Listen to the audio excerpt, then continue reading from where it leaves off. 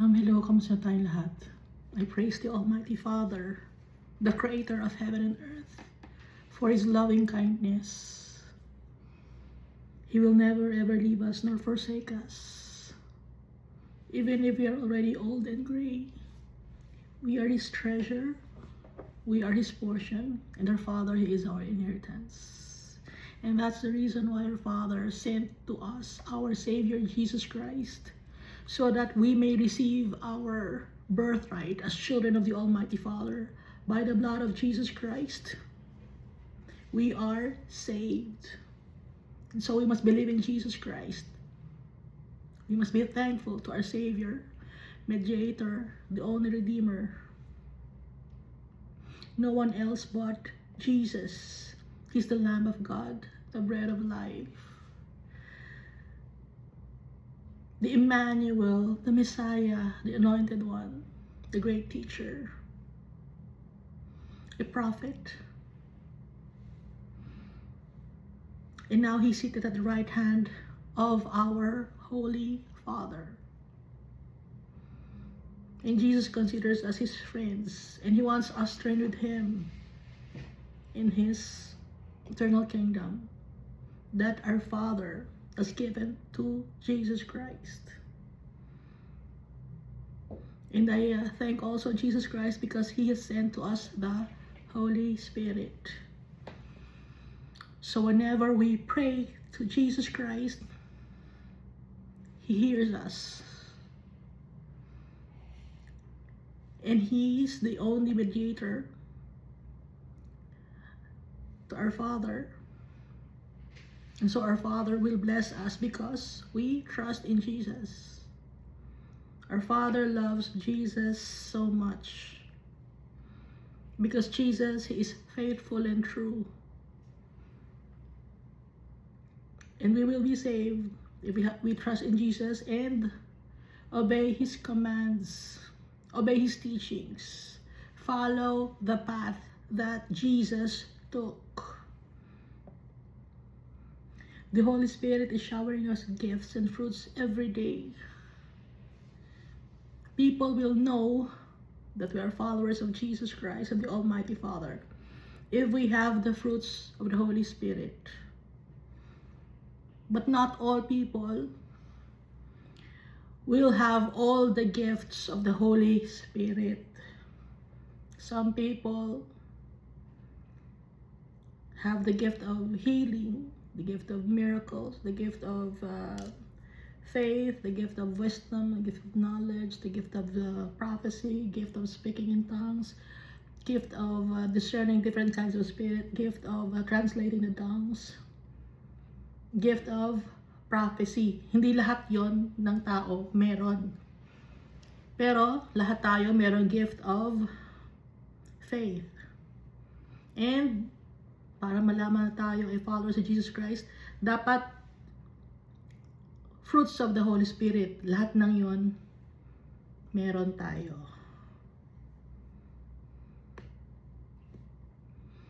And so we must be forever grateful to our Father for His blessings, for giving us the opportunity to serve Him, to love Him, to worship Him, because we are only dust. We are made of clay. We must humble ourselves before our Father.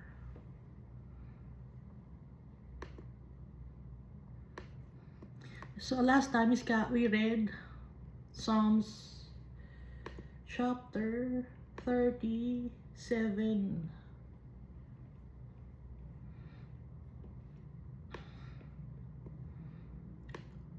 Psalms chapter 37.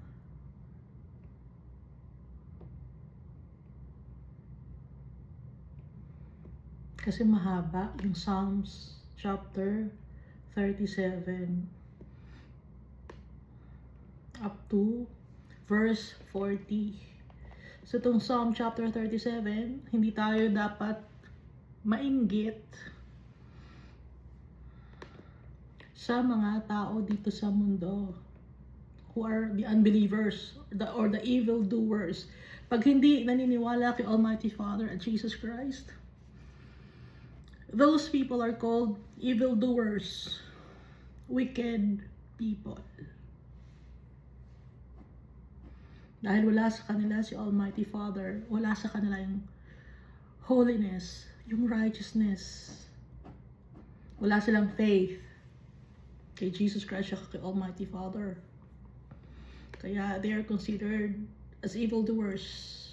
Hindi tayo dapat mainggit sa kanila kahit sila ay yumaman dito sa mundo na to.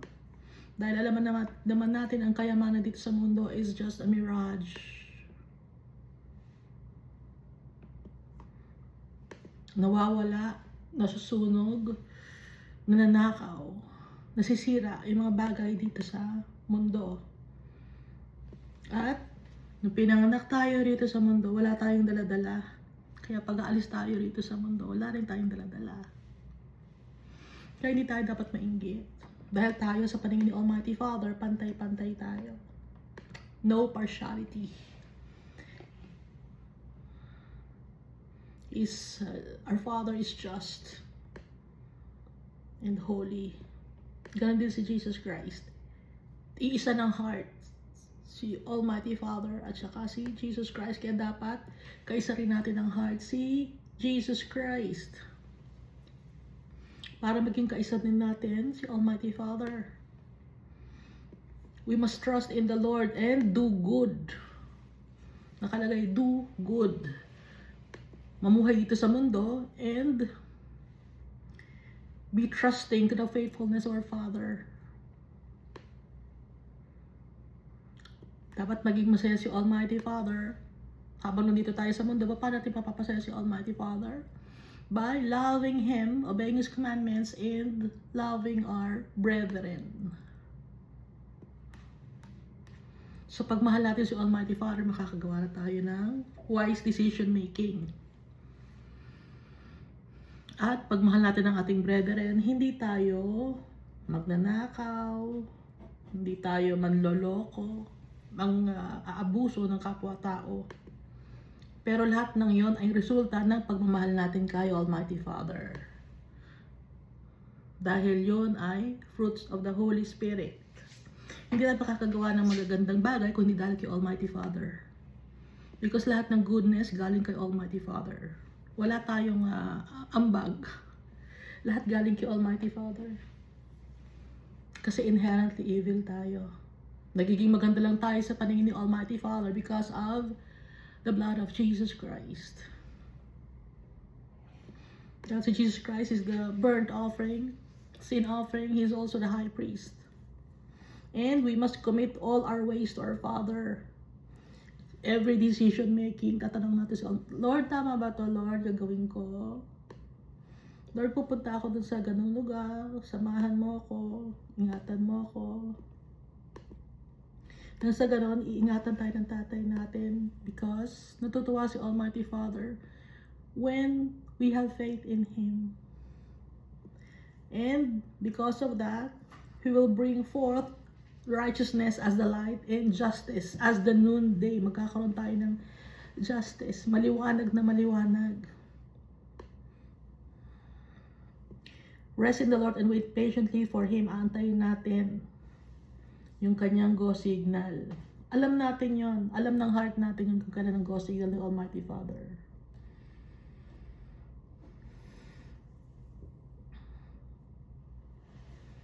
Pero wag tayo maiinggit sa mga tao nagiging prosperous dahil sa sila ay wicked, nang-aabuso ng kapwa-tao, ng lalamang.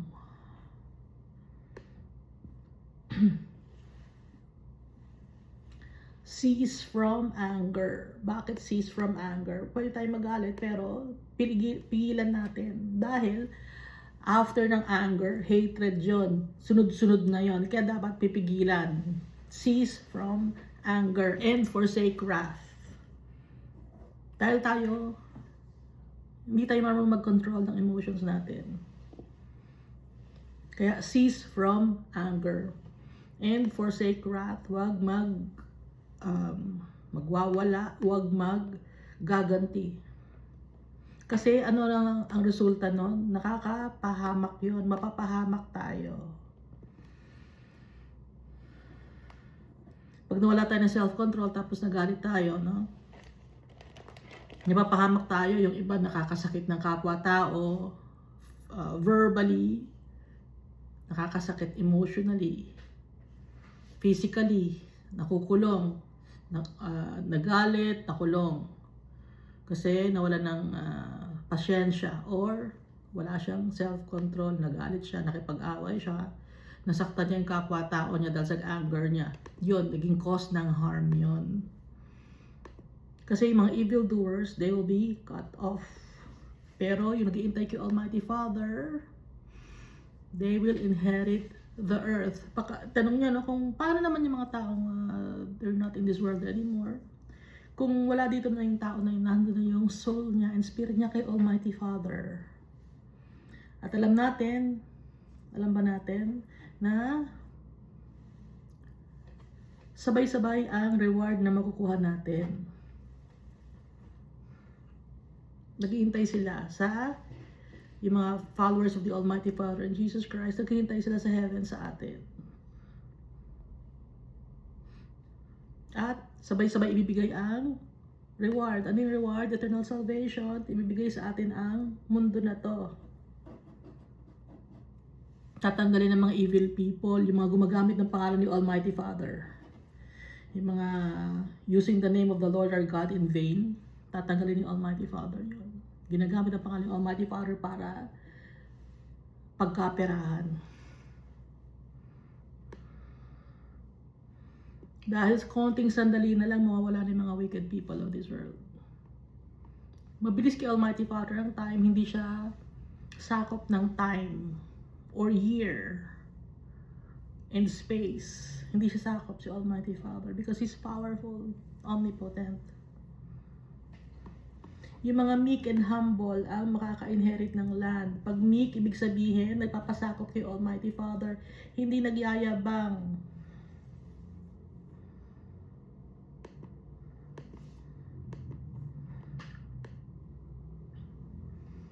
Pero yung mga wicked naman, alam ni Almighty Father ang kapupuntahan nila.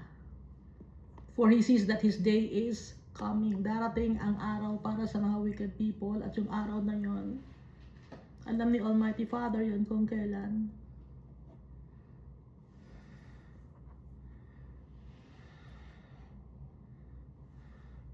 Dahil yung mga wicked, gusto nilang tanggalin ang mga poor and needy people of this world. At yung mga followers of the Almighty Father and Jesus Christ, gusto nang tanggalin dito sa mundo. Pero anong mangyayari? Sa pananakit nila sa mga tao na gustong nilang saktan, yung mga followers ni Almighty Father, sila ngayon magba-backfire sa kanila ang kanilang mga devious plans.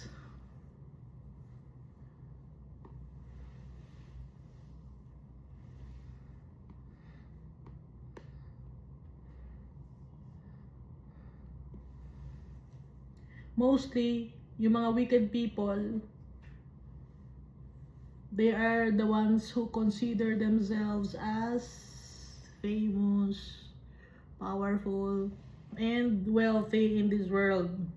At sabi ni Jesus Christ, it is easier for a camel to pass through an eye of a needle than a rich man to enter the kingdom of God. Kasi yung mga rich people, wealthy people, they trust in their wealth and power and resources. Alam natin yan, di ba?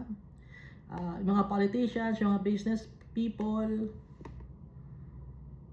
yung mga wealthy of the land, kung mamuhay pabaya, oo, meron silang mga charity works, pero yung charity works na yon, sila rin ang nakaka-benefit dahil doon nila inalagay ang kanilang kayamanan. Alam natin na wala yung tax, itinatago nila yung kayamanan nila doon. Kunyari, philanthropist, pero konti lang ang nilalabas nilang pera.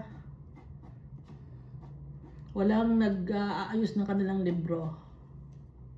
Libro accounting, no? Kasi nga, yon ay at saka yung mga congregation or religious organization. Meron silang libro pero kanila lang yon dahil walang tax yon. Kung ano, magkano man ang perang meron sila, hindi na pinapaalam sa tao. Wicked people.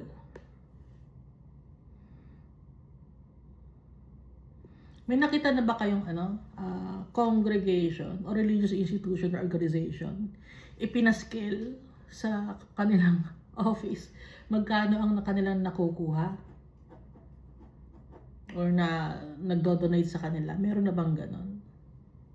Na transparent sila at nilalagay nila itong pera na to galing to ganon at napunta sa bayad sa kuryente, napunta sa mga tao, pinakain. Tapos yung tawag ba doon? Hindi ako marunong eh.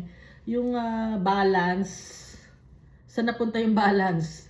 Nandun sa founder ng organization ninyo. At saka ulitin ko, karamihan pa rin ng mga nagdo-donate. So yung mga nagdo-donate, mga tao, walang inilalabas na pera yung founder.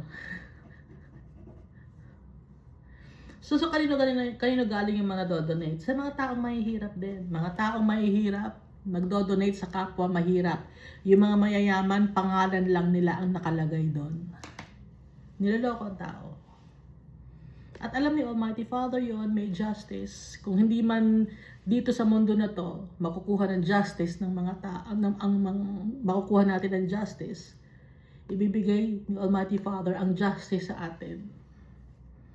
Sa end of times.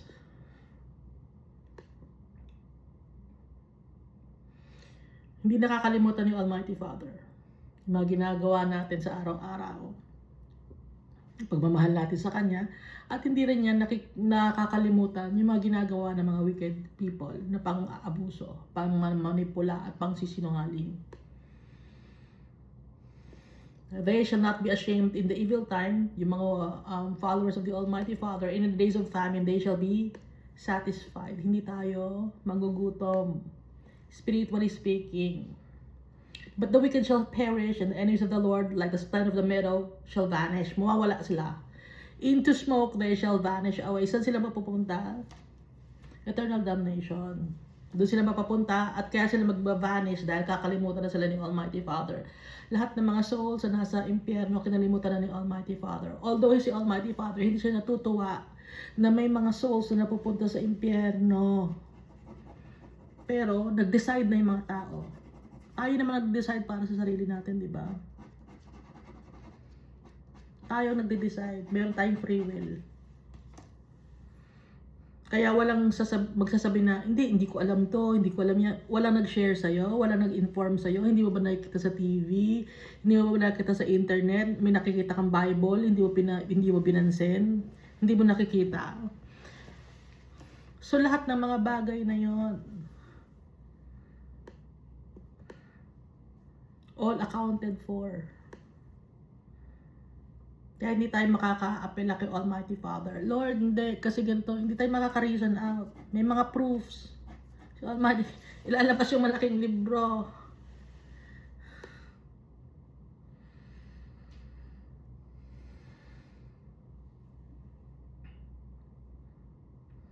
So, recap to, no?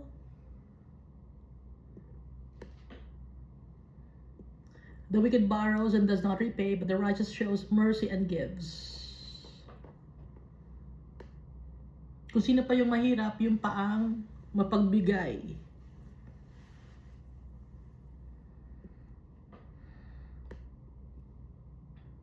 Baka sabihin din, nagpagawa naman ng congregation, yung si brother, nagpagawa siya ng congregation. Nagpagawa siya ng congregation, pero yung mga taong gutom, pinakain ba niya?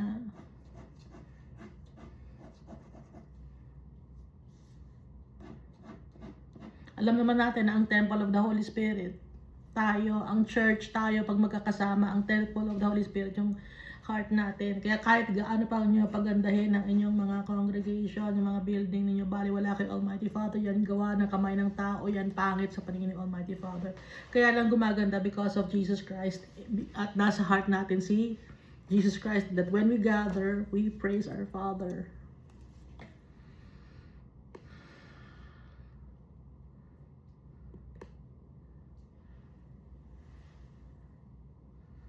At wala pang nakikita. I have been young and now am old, yet I have not seen the righteous forsaken, nor his descendants begging bread. Walang nakita si David na isang tao na nagtitiwala kay Almighty Father na namamalimos.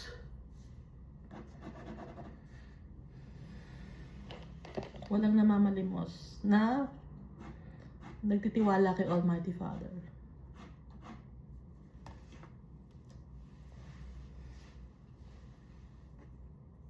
Actually, nakikita nyo sa mga bus, meron pa ba? Yung grupo na naka-white tapos nasa bus, sasakay sa bus, tapos magbibigay ng envelope. Akala ko dati na yung envelope, no? Ay, may envelope na ako. Ang ganda, may envelope ako. Yung pala babawiin din. Ay, ba't binawi? Ay, gusto pala ng lagyan ng laman daw. Ginagamit si Almighty Father para makahingi ng pera using the name of the Lord our God in vain.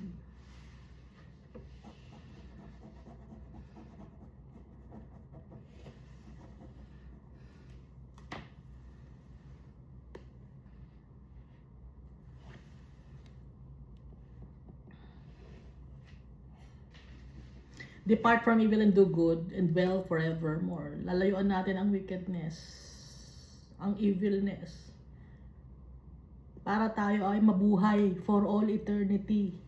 Baka sabihin niyo, bakit wala pang nabubuhay for all eternity? Lahat ng mga tao na mamatay. Yes, but our soul and spirit will go back to our Father. At buhay.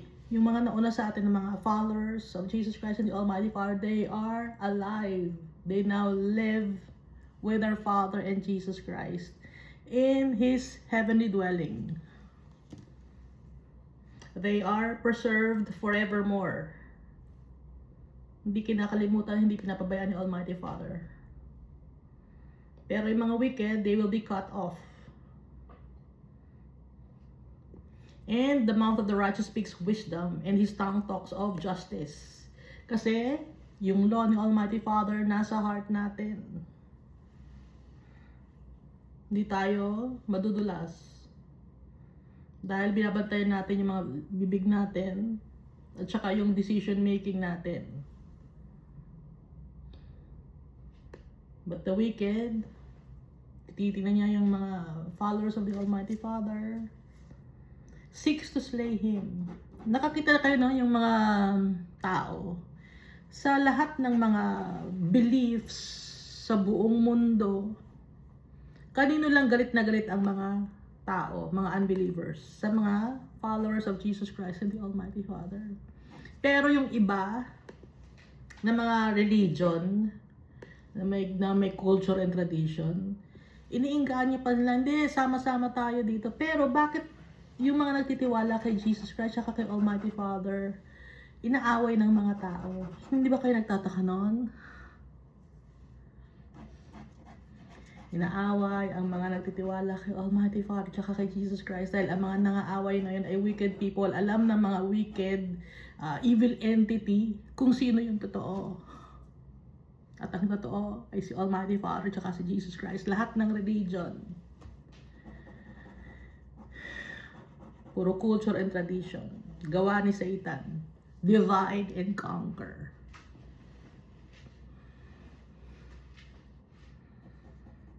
Wala namang tinayong religion si Jesus Christ. Hindi base sa culture and tradition. Ang gusto ni Almighty Father, base sa kanyang mga commandments and statutes and laws. Base sa Bible.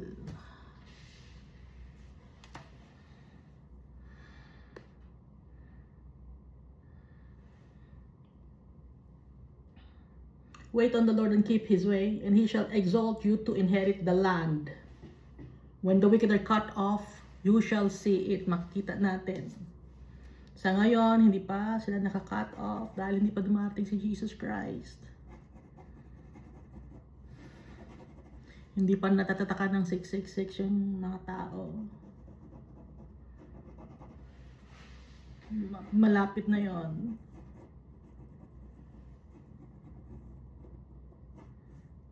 Kaya huwag kayong magpapatatak dahil pag nagkaroon na ng mark of the beast ang isang tao, kahit na humingi siya ng tawad kay Almighty Father, kay Jesus Christ, hindi na siya mapapatawad. Kasi may marka na siya eh. Nag-decide na siya eh. Kahit pa sabihin, Lord, Christian naman ako, faithful ako sa iyo. Naglagay lang ako ng marka kasi para mapakain ko yung pamilya ko. Mag-reason out ng ganun yung mga tao. Anong sabi ni Jesus Christ? Those who love their mother and father more than me are not worthy of me. Sabi ni Jesus Christ yun.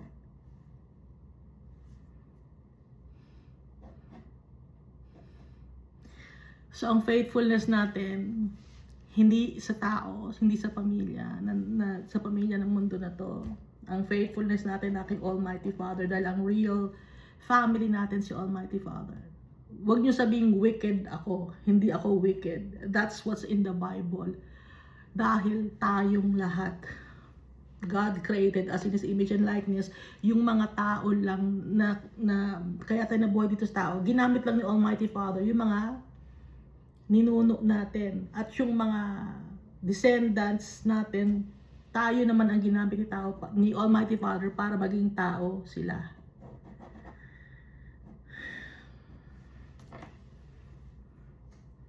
Those who love their sons and daughters more than me are not worthy of me. Sinabi ni Jesus yun. Kaya hindi pwedeng makapagsabi na hindi, kasi para sa mga anak ko to, na baka hindi makakain, kaya nagpatatak ako.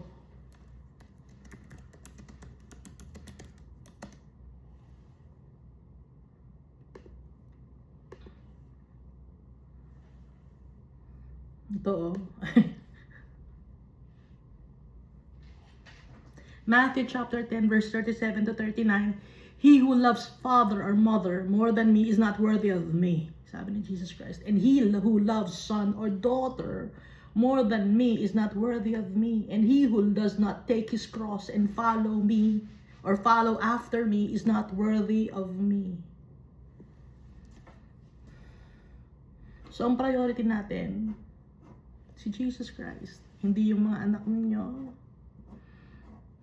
hindi mga magulang, hindi asawa. Si Jesus Christ. He who finds his life will lose it, and he who loses his life for my sake will find it. Nagbibigay na rito ng warning si Jesus Christ para sa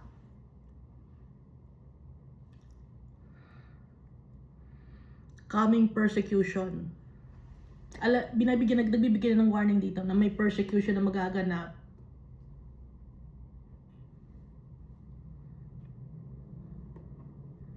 At yun, ang mangyayari yun ay sa last days.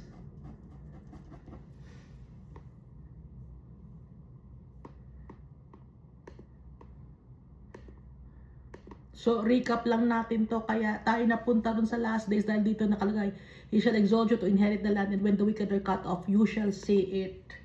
Ang priority natin si Jesus Christ. Kaya huwag kayong magpapalagay ng marka. Dahil ang magpo-provide sa atin si Almighty Father. Yung last time, nagpalagay kayo ng, anong mang pinalagay nyo sa sarili niyo last time? Example lang yon, sample pa lang yon kung magko-comply kayo. Sample pa lang yon. Anong nangyari? Sa sample na yon.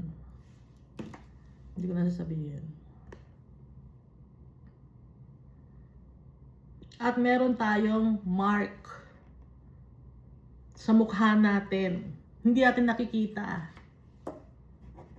Hindi nakikita ng naked eye natin. Pero si Almighty Father, may marka tayo nakikita niya. At nakikita ng mga devil yun, yung marka ni Almighty Father sa atin. Hindi ko alam kung paano explain sa inyo. I-explain sa iyo, Iska. Pero naintindihan mo, Iska. O, naintindihan ko sarili ko. Pero yung mga transgressors, they shall be cut off.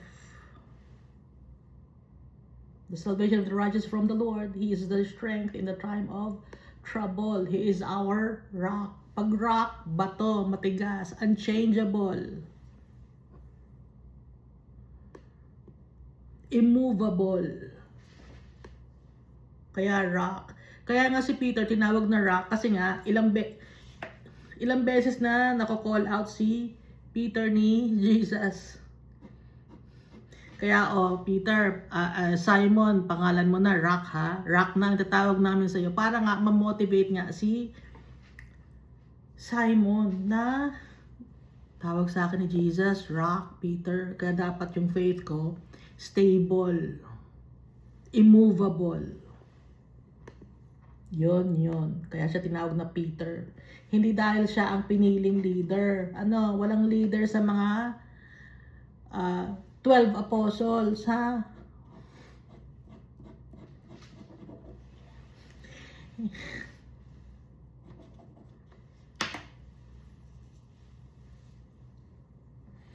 And the Lord shall help them and deliver them. He shall deliver them from the wicked and save them because they trust in Him. Tutulungan tayo ng Lord natin because we trust in Him. So, dito na tayo. Psalms chapter 38. O Lord, do not rebuke me in your wrath, nor chasten me in your hot displeasure. Punish. So nakikita natin dito, yung sa Book of Psalms, yung paghingi ng tawad ni David. Kasi tao din si David, nagkakasala din siya, nagkakaroon din siya ng pagkukulang. Kaya kung nakikita natin, Lord, do not rebuke me, forgive me, Almighty Father, nakalagay dito, my God, laging ganon. Kasi nga, nagkakasala si David. Pero anong tawag sa kanya? The man who's after God's heart. Kaya mahal na mahal siya ni Almighty Father. Humingi siya ng kapatawaran kahit pag nagkakasala siya, nagpapakumbaba siya. Pag Christian tayo, nagkakasala pa rin tayo pag nandito tayo sa mundo. Pero ang pagkakaiba natin, alam na natin na pag nagkakasala tayo, Lord, sorry Lord, nabigla ako Lord, sorry Lord, nagkamali ako Lord. Natutuwa si Almighty Father dahil natututo tayo. At may punishment. Pag may nagawa kang kasalanan, may punishment para matuto tayo. Na hindi natin ulitin. Pag nagtitrain ba kayo ng mga animals ninyo? Nagtitrain ba kayo ng mga animals ninyo? Di ba nagbibigay kayo ng treats? Kunyari dog. O para tuturuan yung dog nyo, bibigyan yung treats. Pag mali ang kanyang gawa, hindi niya nabibigyan ng treats. O tuturuan nyo ulit, di ba? Ganun yun. Pero tayo, hindi dog ang consider sa atin ni Almighty Father. Anak niya tayo. Para matuto tayo. Kasi napakalaki ng inheritance na makukuha natin. Hindi kayang bilangin yung blessings. At yun ay for all eternity. Kaya malaki yung kaakibat.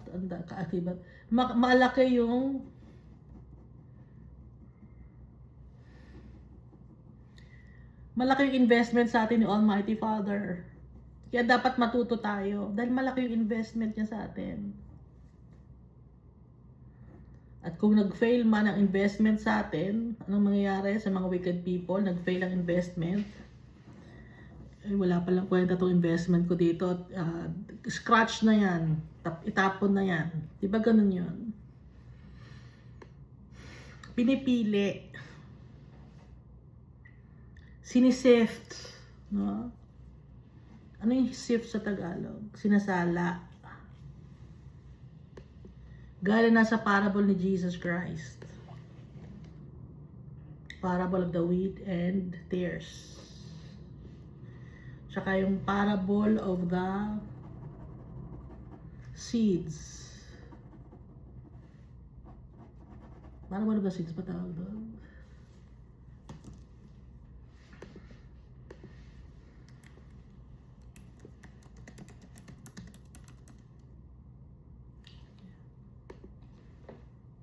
Parable of the seeds or parable of the sower. For your arrows pierce me deeply, and your hand presses me down. There is no soundness in my flesh because of your anger, nor any health in my bones because of my sin. Kasi nga may kaparusahan. chastening or punishment. Kahit sa school, di ba? Pag yung teacher natin, may mali tayo nagawa. Oops, mali ang ginawa mo. Minus 1 point. Hindi ka naka 100. Minus na ng minus. Kasi nga, nandito tayo ngayon. We are being tested. Or, hindi pa makuha yung ginto na to ilalagay ko ulit sa fire. Pag ilalagay sa fire, punishment yun, ilalagay na sa fire. Tapos titignan ulit kung okay na, ginto na ba to?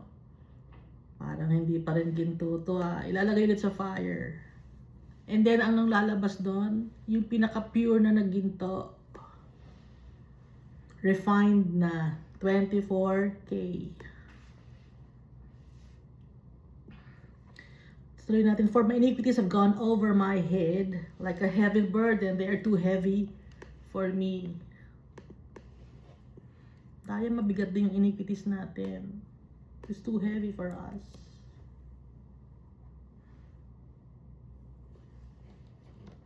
Yung iniquities, no? Wickedness, immorality, wrongdoing, injustice, unfairness, evil doings, unrighteousness, yun yung iniquities.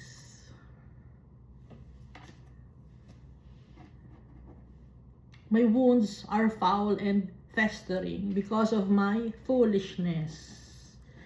Hindi tayo nakapag-decide ng tama. Foolish. Synonym ng foolish? Stupid. Stupidity. Foolishness ang nakalagay dito sa Bible, pero it's synonymous with stupidity, not making a right decision. Kaya my wounds are foul and festering, symbolically speaking, or figuratively speaking. Rather, figuratively speaking, because of my foolishness.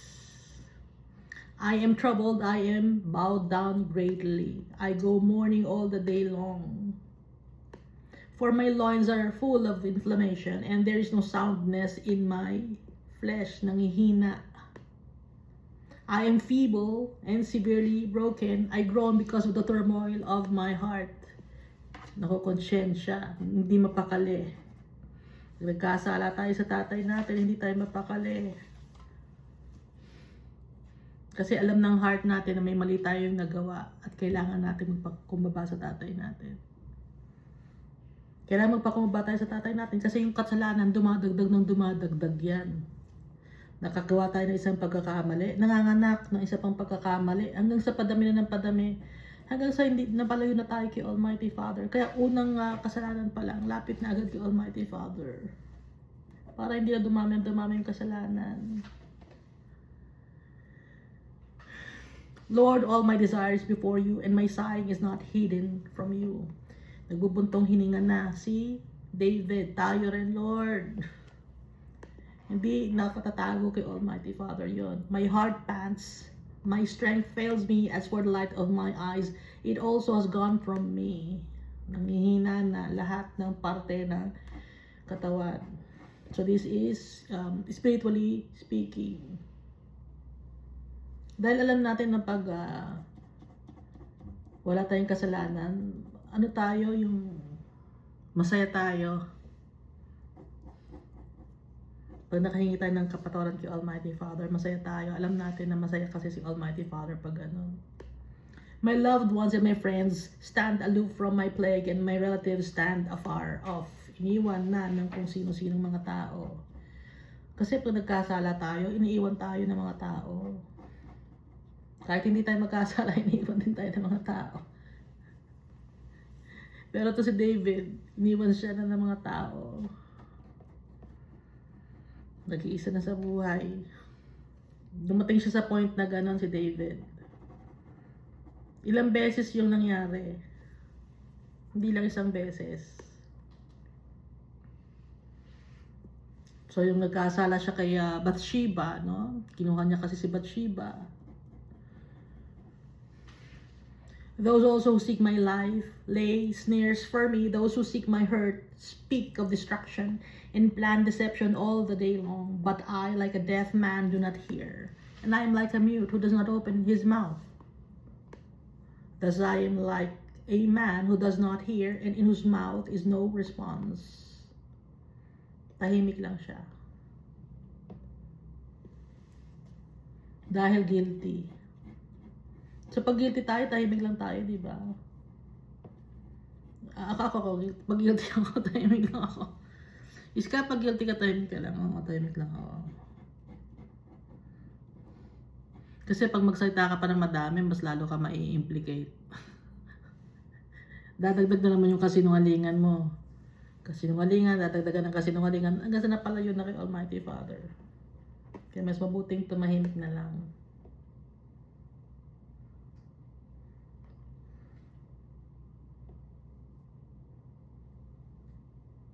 For in you, O Lord, I hope, you will hear, O Lord my God.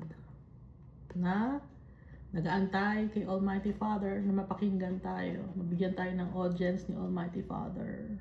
For I said, hear me, lest they rejoice over me, lest when my foot slips, they exalt themselves against me. Pag nagkakamali tayo ng action, natutuwa yung mga kaaway natin pag nagkakamali tayo. Natutuwa sila. Oh, ito naman, yan pala ugali niya. Oh, yan, lumabas na yung kanyang tunay na ugali. Oh, yan na talagang tunay niyang ugali. Natutuwa yung mga tao pag gano'n. At mas lalo natutuwa ang devil. Dahil may pagkakataon ng devil na makita na mapalayo tayo kay Almighty Father. Malulungkot si Almighty Father ngayon. Yun ang inaantay ng devil eh. Kaya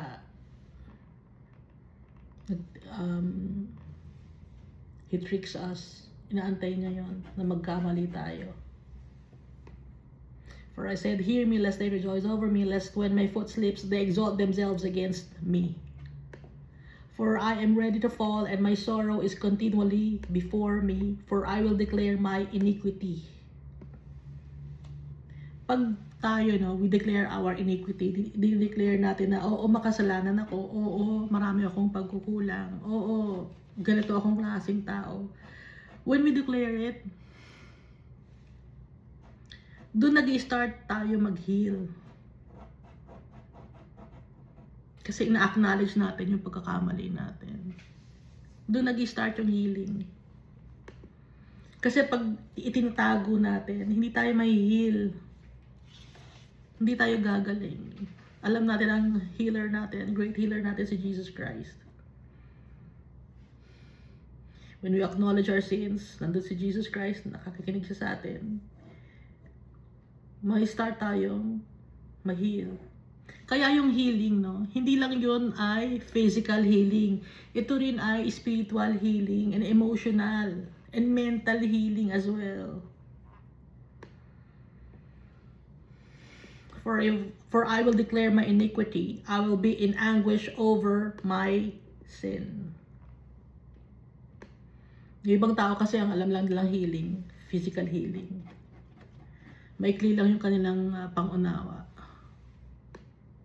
But my enemies are vigorous and they are strong, and those who hate me wrongfully have multiplied. Those also who render evil for good, they are my adversaries because I follow what is good. Naging kalaban na ang mga evil, ang mga adversaries. Yung mga adversaries natutuwa at sila, yung mga gumagawa ng evilness, galit sa kanya.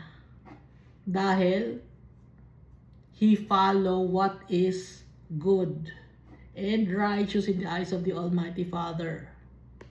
Kasi gusto ng mga tao, sama-sama tayo maging makasalanan. Ganon yung tao, di ba? Hihilahin ka. Hindi, okay lang yan. Sige, mag-ano ka. Sige, mag-inom ka pa ng alak. Sige, damihan mo pa. Sige, mag-ano tayo. Pare, mambabae tayo, pare. Gusto na sama-sama sila. Pare-pareho. Mag-inom tayo ng madami mga lalaki ron. Punta tayo ito, maraming lalaki. Punta tayo, maraming babae. Gusto nila magkakagrupo silang gumagawa ng kasalanan. Ganun yung tao. Ngayon, pag may nawala sa kanila, ay bakit siya huminto ng alak? Dapat madala natin ulit yun. Dapat mag-alak ulit siya. Ay bakit siya huminto ng droga? Dapat makapag-droga ulit siya. Again ulit natin. Kasi nga gusto nga ng evil entity na mapalayo tayo kay Almighty Father. Ginagamit niya yung mga tao na hilahin tayo pababa. Magkasala kay Almighty Father.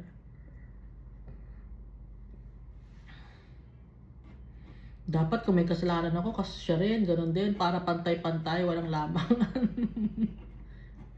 So, ganun yung tao pag lumalapit kay Almighty Father, tapos yung kanilang mga friends, ba't ganyan, nagkaganyan yan, hindi na natin friend yan, ganyan na yan eh. Ba't nagbago yan? Nagagalit sila, ba't ganun? Or pag kakaiba, no? Hindi nila kapareho ng paniniwala, galit sila. Gusto kasi nila pantay-pantay sila, pare-pareho sila. Mapupunta sila sa impyerno. Gusto nila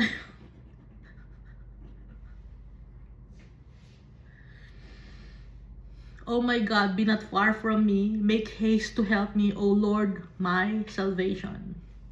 Ang salvation natin ng ating Lord, our God.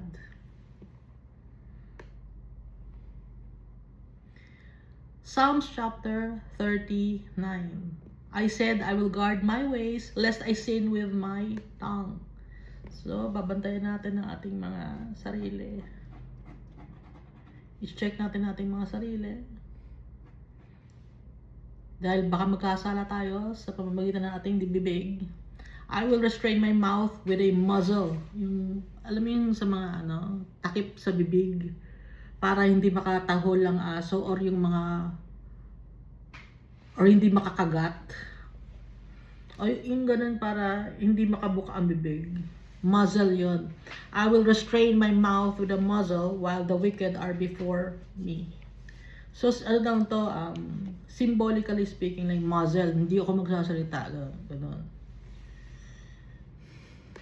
Kasi pag nagsasalita tayo, no, puro mga kadumihan ng lumalabas sa bibig natin. Kaya mas mabuti mo tayo magsalita ng huwag tayo magsalita. Or lalayo tayo sa mga tao na makaka-impluwensya sa atin na makagawa ng kasalanan. Mag-isa na lang ako.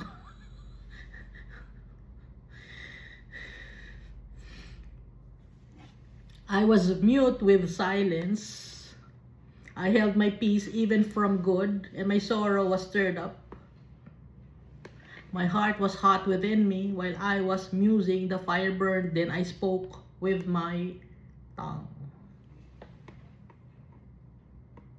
Tahimik lang siya.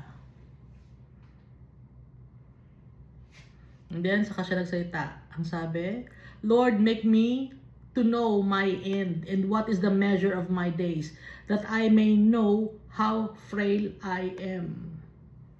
Lord, ipakita mo sa akin. Sabihin mo sa akin kung hanggang kailan ako, kung hanggang kailan ang mundo ko, kung hanggang kailan ako sa mundo na to, para malaman ko na ako ay mahina. That I may know how frail I am. Dahil ikaw, Lord, ang nakakaalam kung hanggang kailan ako dito sa mundo na to. Dahil hindi natin alam kung hanggang kailan tayo sa mundo na to. Si Almighty Father lang nakakaalam. We are at the mercy of our Father. Siya ang powerful, siya ang nag-create sa atin. At siya rin ang may power na pauwi na tayo sa Kanya. Verse 5, Indeed, you have made my days as handbreadths, and my age is as nothing before you. Yung age ko, Lord, ilang taon na ba ako? 105 na ako, Lord. Wala yun sa kalingkingan ng kung anong age mo na, Almighty Father, because bago pa man nagsimula ang mundo na to, buhay ka na, Almighty Father. Yun ang ibig sabihin dito. You have made my days as handbreadths, no? So, ang maximum na years natin to live in this world is 120 years. So, sinabi ni Almighty Father. My days as handbreadths. Hundreds, ibig sabihin yung nadadangkal mo. Ito lang ang buhay niya. Nadadangkal, gano'n. Certainly every man at his best state is but a vapor. Alam naman natin, vapor parang singaw. Parang dew, parang hamog. Maya yung hamog nandyan, maya wala na yung hamog. Best state na niya yun, na every man at his best state. Pinakamagandang estado na niya yon sa tanang buhay niya. Pinakamagandang estado na yon sa lifespan niya.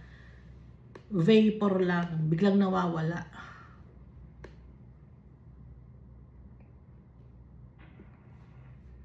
Surely every man walks about like a shadow. Surely they busy themselves in vain. Para tayo mga shadow lang. No? Minsan nandyan may shadow dyan. Minsan, ay, saan yung shadow? Wala. Nagkaroon ng liwanag. Wala ng shadow. Ganun lang tayo yung buhay natin dito sa mundo. Surely they busy themselves in vain. Pag sinasabing in vain, baliwala. Nagiging busy tayo sa mga baliwalang mga bagay. Kahit na doktor ka, you are making yourselves busy in vain. Kahit na doktor ka, kahit na engineer ka, bakit? Kahit na lawyer ka, kahit na may doctorate degree ka pa, kahit na ikaw ay isang CEO, pinakamayaman sa buong mundo, we are making ourselves busy in vain, baliwala. Dahil, bakit ganon? Kasi yung mga bagay na nakukolekta natin o nakukuha natin dito sa mundo, nasisira, nabubulok, nawawala. Sayang, di ba? Yung busy natin sa mundo na to, pinagkakabisihan lang natin yung mga ganong bagay. Mas maging busy tayo sa paglilingkod kay Almighty Father, to love Him. Kasi yung pagkakabisi natin kay Almighty Father, we are storing up treasures in heaven. Paano ba maging busy kay Almighty Father? To worship Him, to love Him, to have faith in Him, and to obey His commands, to love our brethren. Yun yung resulta ng ating faith in our Father and in Jesus Christ. To spread the Word of God. Yun ang pagkakabisihan natin. Spread the love of God to people. Or sometimes be a good example to others. Pero yung mga trabaho ka na ikaw ay isang vice president ng pinakamalaking kumpanya, dati ang oras, mawawala ka na sa mundo na to, ano ang naipon mo? Treasures in heaven? Wala. Ano naipon mo? Treasures dito sa mundo na pinag-aagawa ng mga kamag-anak at anak mo. In vain. Dahil wala namang bearing yung mga inipon natin. Sabi niyo, marami akong bahay, marami akong kotse, marami akong alahas. Wala tayong madadala. Hindi natin madadala lahat ng mga yon. Yung mga hobby mo dito sa mundo na nagpakadalubhasa ka. Wala lahat yon. May iwan lahat yon dito sa mundo. Ang daladalang lang natin, yung soul and spirit, hindi pa sa atin kay Almighty Father pa dahil He created us. Pero ang willingness natin to love Him, willingness natin to obey Him, yun ang maganda na may offer natin kay Almighty Father. To take up our cross and follow Jesus Christ. Denying ourselves. Always choosing our Father. And Jesus Christ above all else.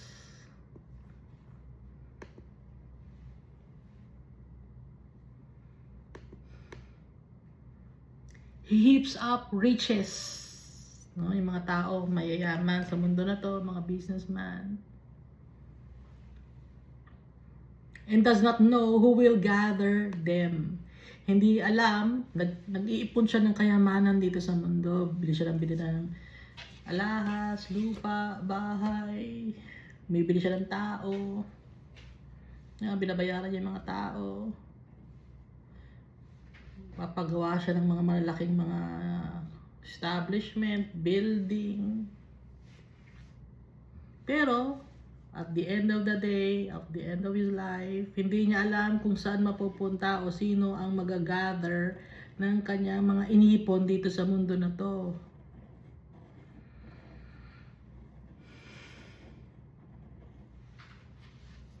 Napakabilis ng oras napakabilis ng panahon. Kung napapansin niyo, nung bata kayo, tingin kayo sa salamin, maganda pa kayo. Pero bata ako, pangit na ako. Oh. Nung bata kayo, baby pa kayo, tapos tumanda na kayo, ano nangyari? Ba't ang bilis?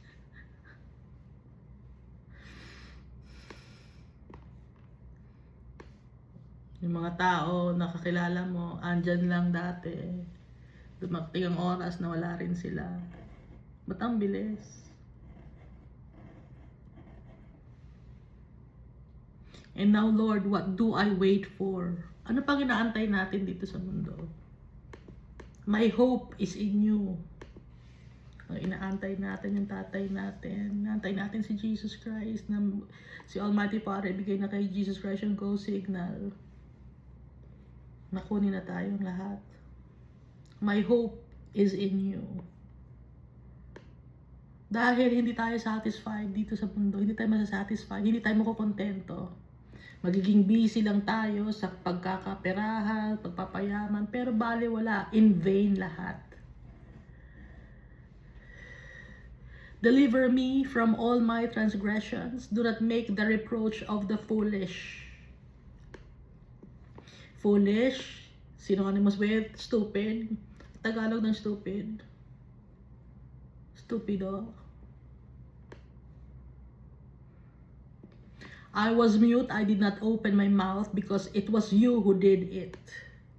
Hindi ako nagsalita, Almighty Father, dahil ikaw ang gumawa nun, na hindi ako magsalita. Remove your plague from me. I am consumed by the blow of your hand. So habang minabasa ito, parang nagkasakit siya dito, no? Nagkasakit siya. Malala yung sakit.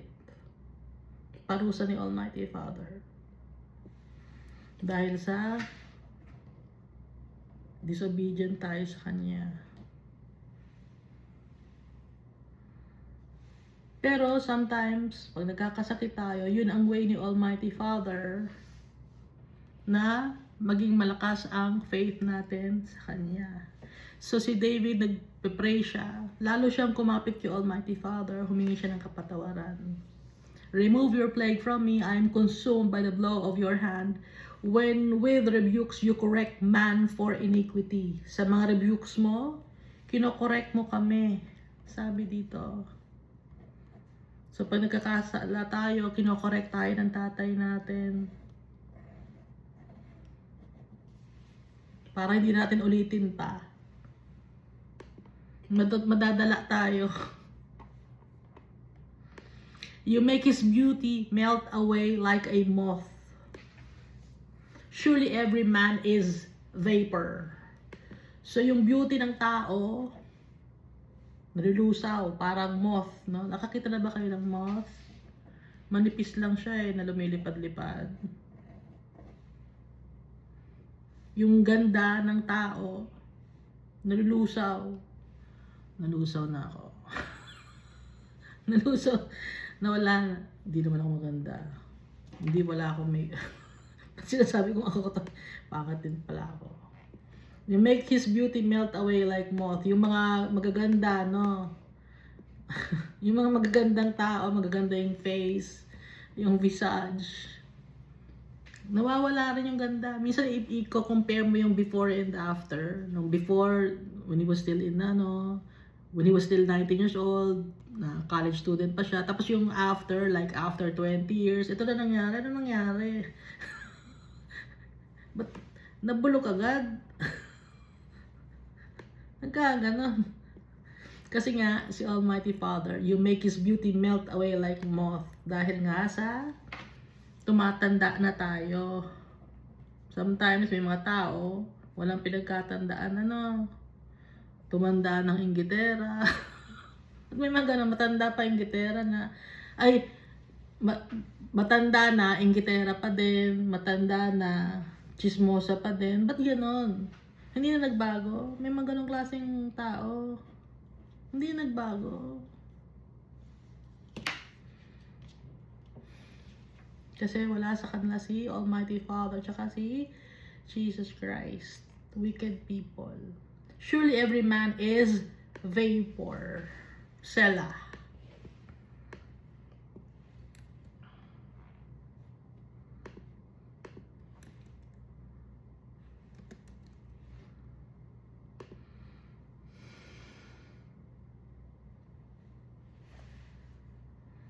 Selah means pause, reflect, or meditate. Kasi nga itong Psalms, kanta to, pag sasabing Selah, parang ano ba yung sa mga kanta, sa mga lyrics, merong stop muna. Ganon, stop muna, tapos music. Tapos pagkatapos ng music, coda ba tawag doon? Coda. Pagkatapos ng music, di ba, kakanta muna, tapos puro music na, instruments na. And then after ng instruments, may lyrics uli. No? Kaya yun ay Selah. Hear my prayer, O God, and give ear to my cry. Do not be silent at my tears, for I am a stranger with you, a sojourner as all my fathers were. So tayo, sojourners tayo. Transient lang tayo dito, dumadaan lang tayo dito. Travelers.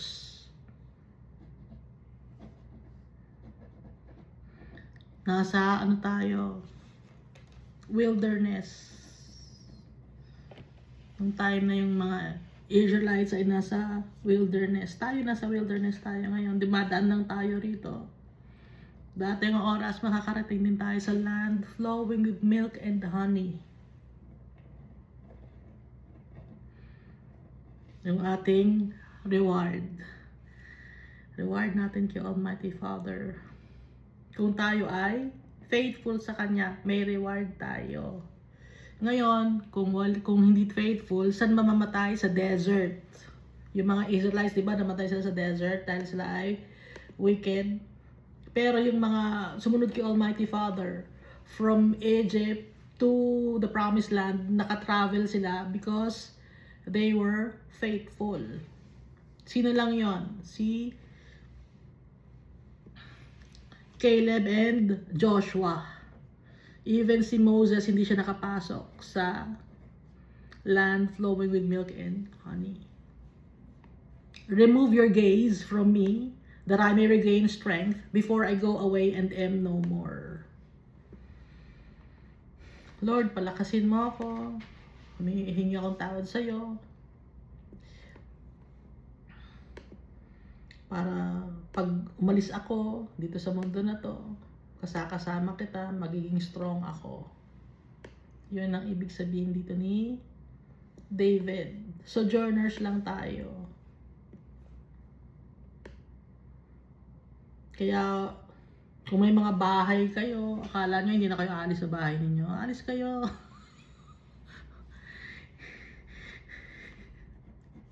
Aalis kayo sa bahay ninyo. Hindi yan forever. Ang forever natin na kay Almighty Father.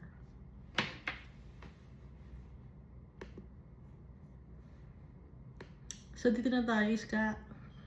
Psalms chapter 40.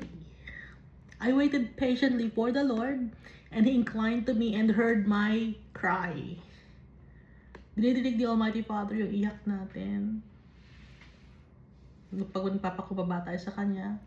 He also brought me up out of a horrible pit, out of the miry clay, and set my feet upon a rock, and established my steps. Tinayo niya ako sa isang rock. Ano yung rock? Immovable. Stable. Hindi natitinag. Tinanggal niya ako sa pit or sa, ano ba yung pit sa Tagalog? sa lusak, sa malalim na lugar, malalim na lupa. Tinanggal niya ako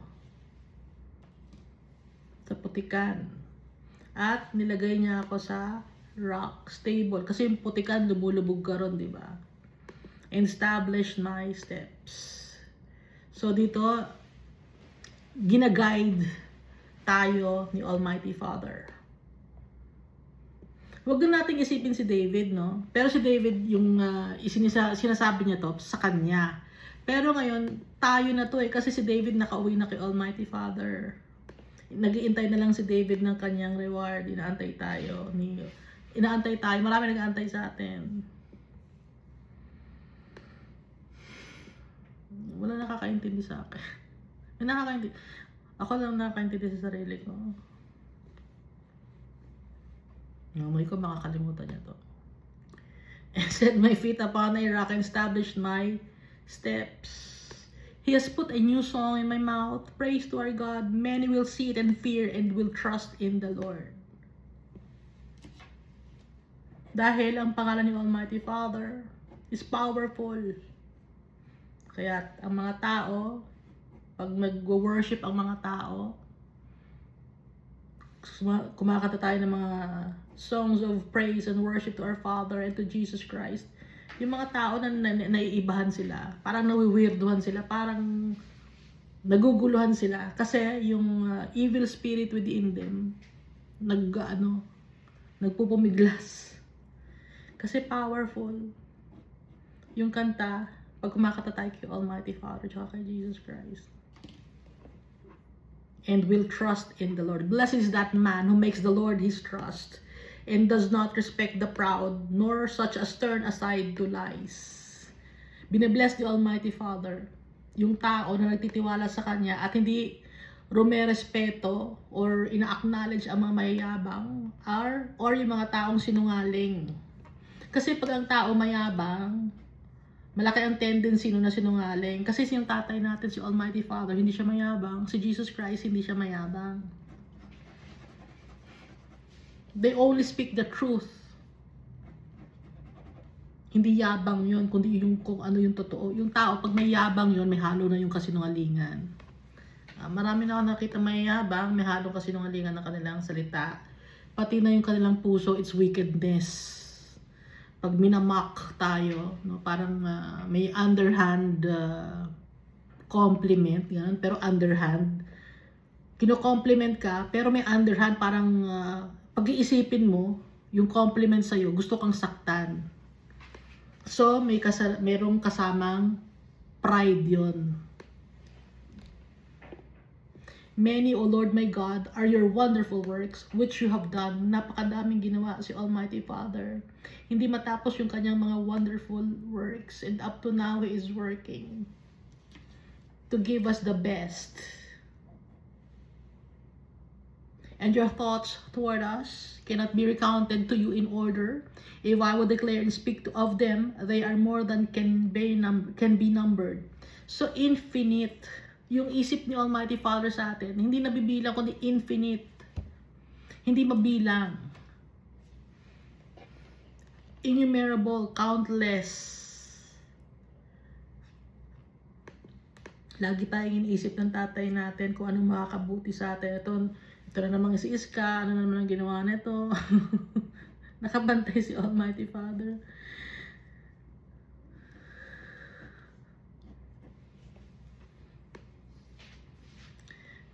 Baka ano naman ang sabihin itong si Iska, ano naman ang gagawin itong si Iska. Nakabantay si Almighty Father sa atin. Verse 6, sacrifice and offering you did not desire. Hindi gusto ni Almighty Father ng sacrifice and offering. Baka sabihin nyo, ay nag-sacrifice ako, nagpapako ako dun sa may Pampanga, nagpapako ako dun eh. Sakit nga eh. Hindi gusto ni Almighty Father yon. Hindi gusto ni Almighty Father yung mga offering, tithes and offering. Hindi niya gusto yun. Ayun nakalagay oh. Kitang-kita naman, di ba? Sacrifice and offering, he did not desire. Kasi yung tithes para yun sa mga binigay ni Almighty Father sa mga Levites, sa mga homeless, sa mga poor people, sa mga needy people, sa mga orphans and widows and the strangers. Pangtulong sa tao yon. Hindi yun sinasakop ng inyong kongregasyon, ha? Nagbabasa ba kayo?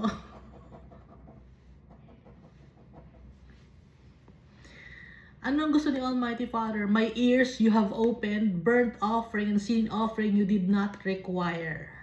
Bakit? Kasi si Jesus Christ na to eh. Burnt offering, sin offering, sacrifice. Si Jesus nang nag-sacrifice.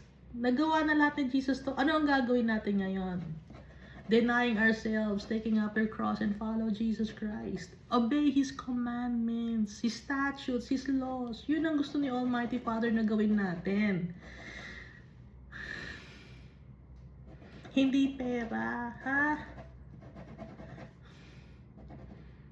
Pero hindi niya matanggal, no, sa congregation niya yon. Hindi niya matanggal. Lalo na yung mga mayayaman na congregation na napakadami na nilang properties, mayroon pa silang school na malaki. Hindi na matanggal. Bakit? Doon kasi sila kumikita. Binibigay kasi nila yon sa kanilang parang family business. Ha? Ginagawa ng family business. Parang politics. Yung politics, yung ginawa ng family business, pati yung pagiging isang leader ng congregation, ginawa niya na rin family business. Bakit naging family business? Di ba ang gusto niyo yung anak ninyo ang magmamana?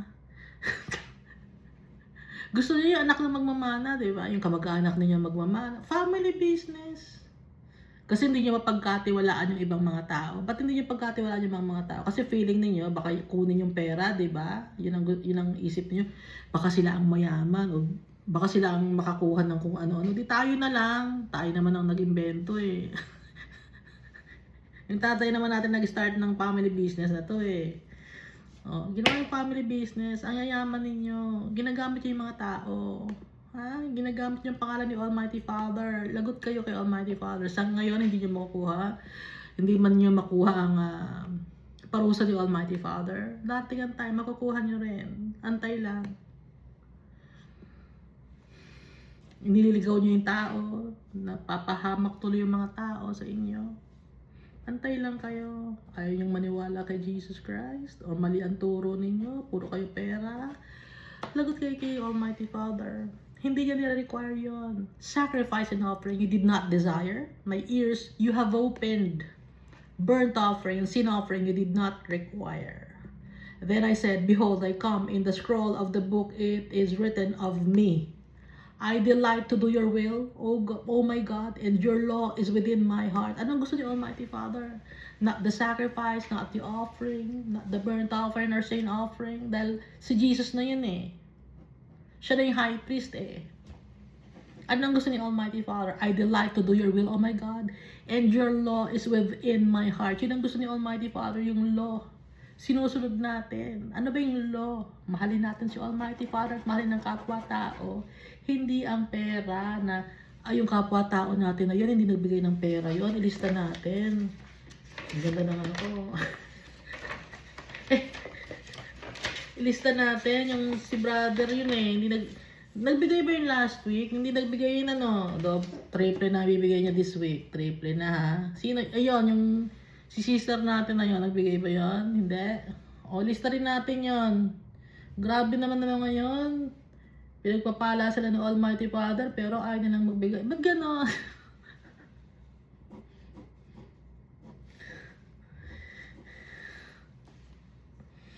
Pinipilit ang mga tao. Minsan yung envelope nilalagay sa upuan. Tapos lalagay prayer request. Kung prayer request lang ang ilalagay doon tapos walang ilalagay na offering, ano kaya? Ipagpa-pray kaya yon? Hindi ko alam eh.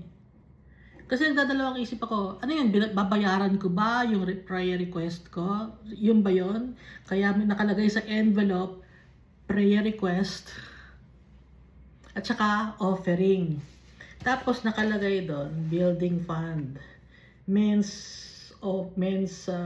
fund, women's ministry, children's ministry, May tithes na, may offering pa, utilities. May ganun eh. Tapos, nakalagay doon, prayer request. Pag hindi ba ako magbigay doon sa mga nakalista kung magkano ibibigay, tapos prayer request lang, hindi nyo ipagpe-pray. O baka naman, kaya nyo ipagpe-pray dahil nagbigay ng tithes to, pag-pray natin to. Ganun ba yon?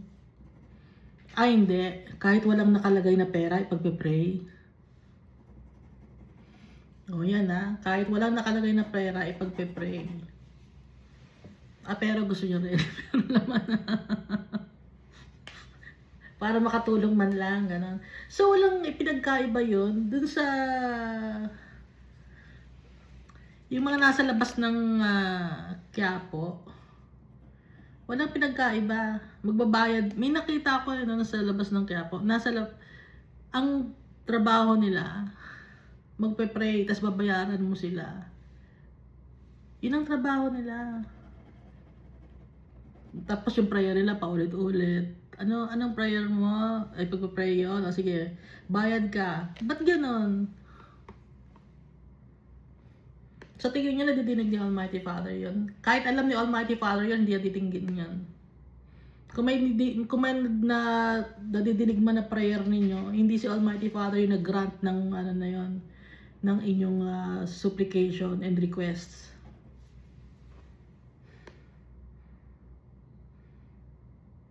Nagtitirik pa kayo ng kandila. Bakit kailangan nyo magtirik ng kandila?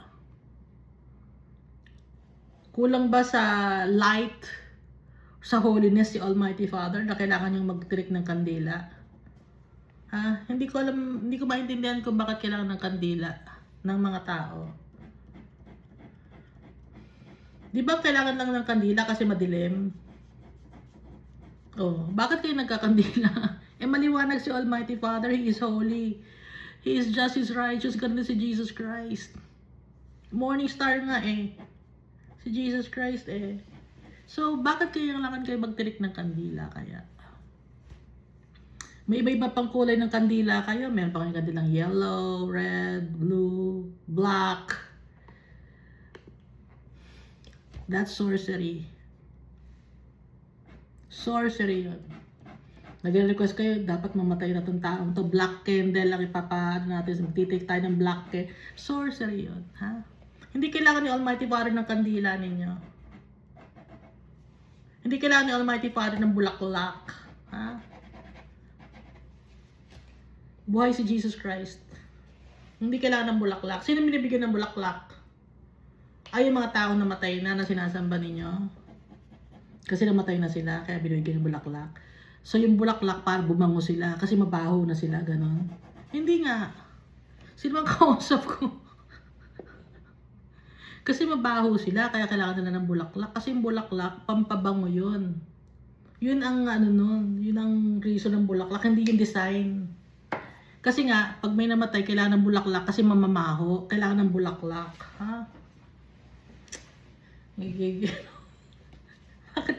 Hindi kailangan ng bulaklak ni Almighty Father. Hindi kailangan ng bulaklak ni Jesus Christ. Yung mga patay ang binibigyan nyo. Yung mga tao na matay na sinasamba ninyo. Abomination in the eyes of the Almighty Father. Sorcery. Sorcery yung ginagawa ninyo.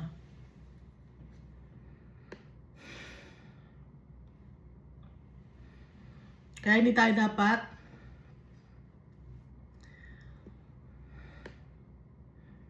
dapat magdasal sa mga taong namatay na. Hindi kayo dapat mag-offer ng mga bulaklak or kandila. Kasi ibig sabihin, pag nagkakandila kayo, ibig sabihin, nasa dilim sila, gano'n, napunta sa dilim, kadiliman. Hindi kailangan ni Almighty Father ng kandila. Dahil nasa liwanag, nasa light, yung kandila, ang daling matanggal yung ng kandila. Tsaka yung bulaklak. Para sa patay lang yun. Baho kasi tao. Hindi pa kasi uso nun yung formalin. Buhay si Jesus Christ. So, ang gusto ni Almighty Father, gusto rin ni Jesus Christ ay ang sundin ang law. Ilagay sa heart natin. Ay, wala na sa heart natin yung law. Kasi naligaw na ang mga tao, ginagawa, sinasamba yung mga taong namatay na. Imbis na si Almighty Father at si Jesus Christ ang priority. Verse 9, I have proclaimed the good news of righteousness in the great assembly. I-share natin ang salita ng Diyos. Indeed, I do not restrain my lips. O Lord, you yourself know. Hindi niya pinipigil ang kanyang bibig sa pagsasalita ng kabutihan ni Almighty Father sa mga tao. Yung mga katuroan ni Almighty Father, ipakalat natin. Yung good news of righteousness. Hindi natin pipigilan yung ating labi. Sasabihin natin sa tao yung totoo. Hindi tayo gagamit ng mga politically correct words para matuto yung tao. Masyado kasing mga tao ngayon, onion skinned. Konting salita mo lang, nasasaktan sila. Bakit sila ganon?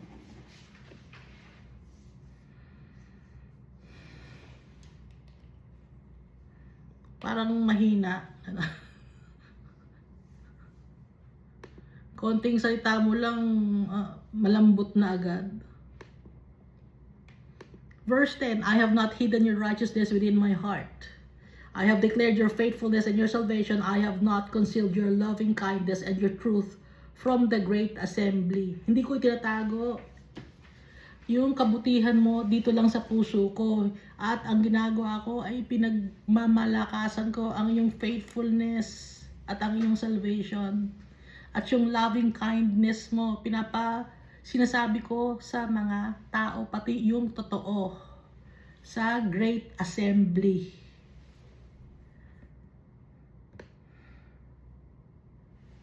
Yung totoo ang sasabihin, hindi kasi sinungalingan, hindi yung culture and tradition.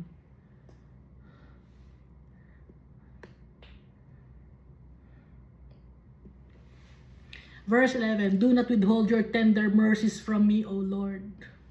Let your loving kindness and your truth continually preserve me. Bakit ganon?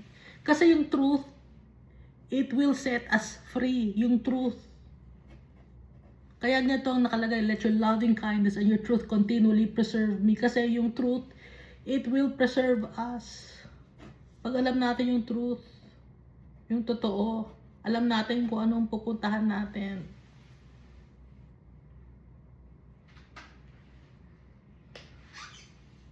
Do not withhold your tender mercies from me, O Lord. For innumerable evils have surrounded me. Hindi na mabilang ng mga wickedness ang nakapalibot sa akin. My iniquities have overtaken me so that I am not able to look up. Ang dami kong kasalanan, Lord. Kaya hindi ako makatingin sa iyo sa taas, Lord God. Kaya nagpapakumbaba ako. They are more than the hairs of my head. Therefore, my heart fails me. Hindi ako sa'yo makatingin sa heaven, Almighty Father, kasi yung mga iniquities ko, kasi dami ng buhok ko sa aking ulo. Kaya mahina ang loob ko na lumapit sa'yo, Almighty Father, nahihiya ako. My heart fails me. Be pleased, O Lord, to deliver me, O Lord. Make haste to help me. Lord, tulungan mo ko. Let them be ashamed and brought to mutual confusion who seek to destroy my life. Yung mga tao na gusto nila akong mapahamak, Lord. Na sila ay mapahiya at maging confused. Dahil ikaw, Lord, ang magsasave sa akin. Let them be driven backward and brought to dishonor who wish me evil. May mga tao na gusto tayo na mapahamak. No? Maraming taong ganon. Bakit ganon ang mga tao? Kasi yung heart nila, it's full of wickedness, full of enviousness and jealousy. Demonic possession. Let them be driven backward and brought to dishonor who wish me evil.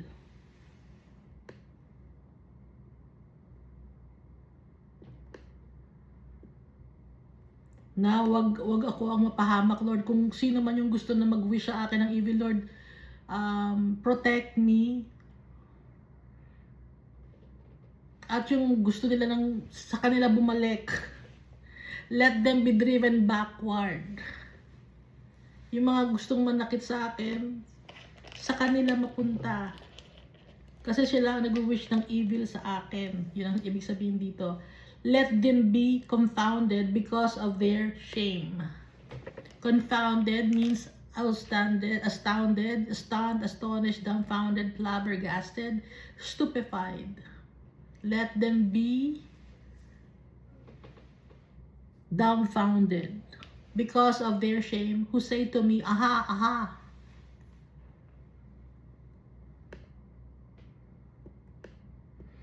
Kasi yung mga tao, nag-aantay nila na magkamali tayo. Nag-aantay sila.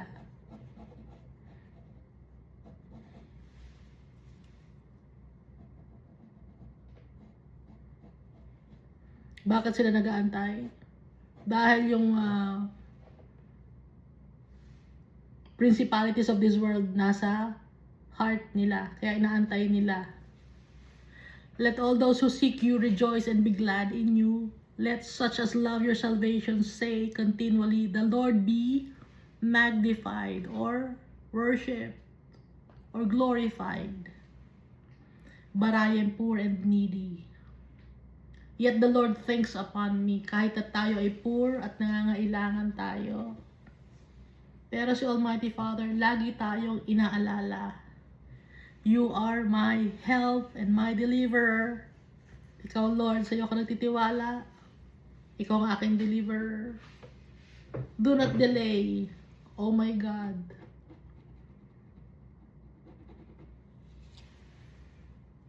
Prayer to. No David, at prayer din natin to. Bigay sa atin ni Almighty Father itong Bible. Example to para sa atin.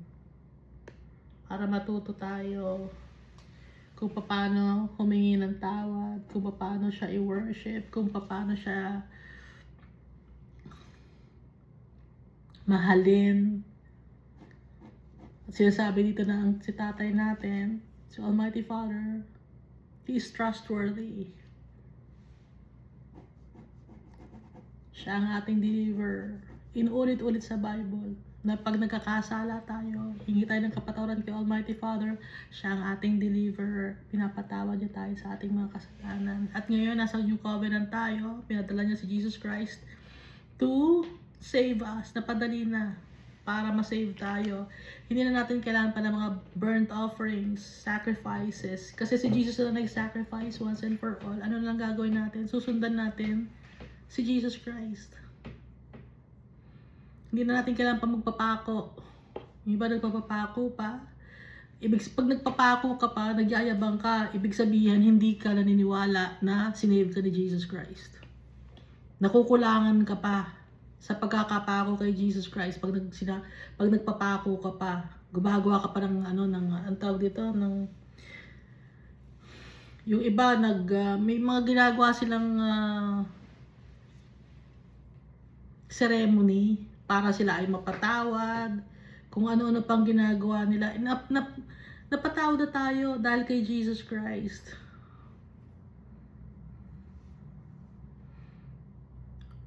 May mga panatak pa yung mga tao na, Lord, ito ang panatak ko. Hindi require ng Almighty Father yon, yung sufferings and offerings. Hindi nire-require yon. Ang nire-require sa atin, nasa heart natin. Si Jesus Christ, si Almighty Father, yung law, sinusunod natin, ipinamumuhay natin. Yun ang gusto ni Almighty Father. Hindi niya gusto ang pera. Hindi niya gusto ang offering, kahit na anong offering. Hindi nagbigay ko sa leader namin ng kotse. Hindi gusto ni Almighty Father yon. Hindi yun ika-count sa'yo na ikaw ay nagbigay sa religious leader mo ng kotse. Hindi ika-count yun sa'yo. Ang mas counted, nagbigay ka ng tulong sa mga taong nangangailangan. Binigyan mo ng bahay yung leader mo, hindi yun counted. Pinasaya mo lang yung leader mo na niloloko ka. Religious leader mo na niloloko ka. Hindi yun counted. Kasi hindi naman niya kailangan yun eh. Gusto mo lang magpabida. Bida-bida ka. Hindi niya kailangan yun. Gusto mo lang magpabida. Ang mas nangangailangan yung mga taong walang makain. Sino bang tinulungan ni Jesus Christ?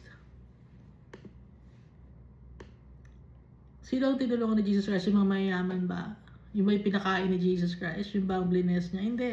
Yung mga mahihirap na mga tao, yun yung pinagaling niya, yun yung ginamot niya. Hindi yung mga mayayaman doon sa,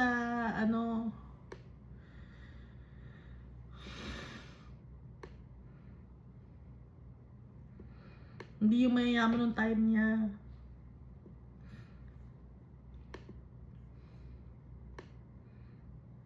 Do not show partiality. Ang binigyan mo, yung may kaya na, yun pa ang binigyan mo. Samantala yung naghihirap, hindi mo binigyan.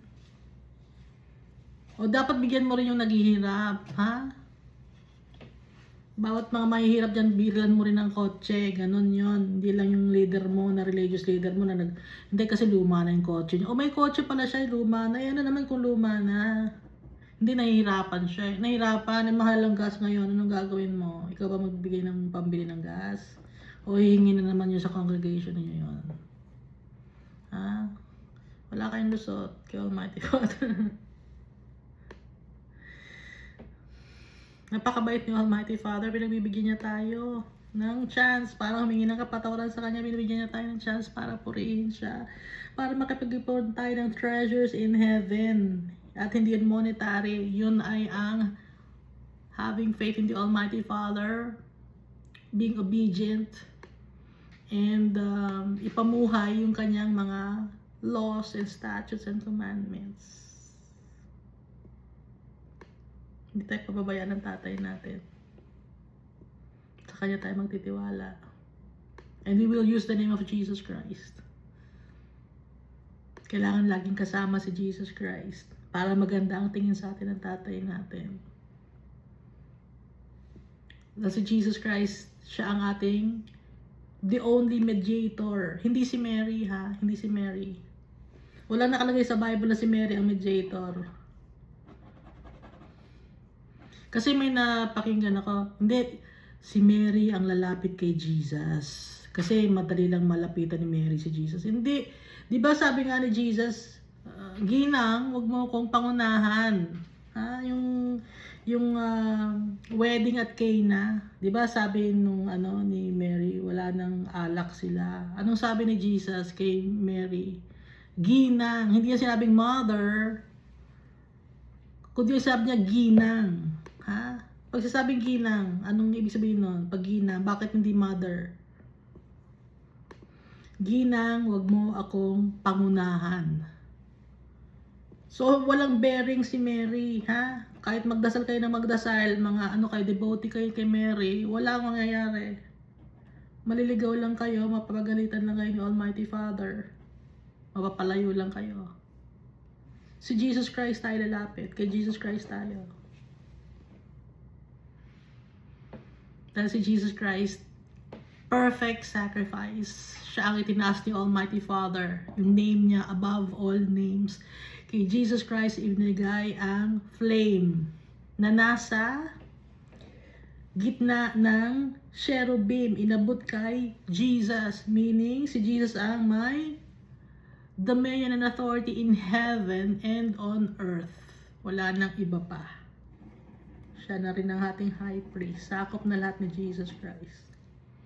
Thank you, and God loves us all so much.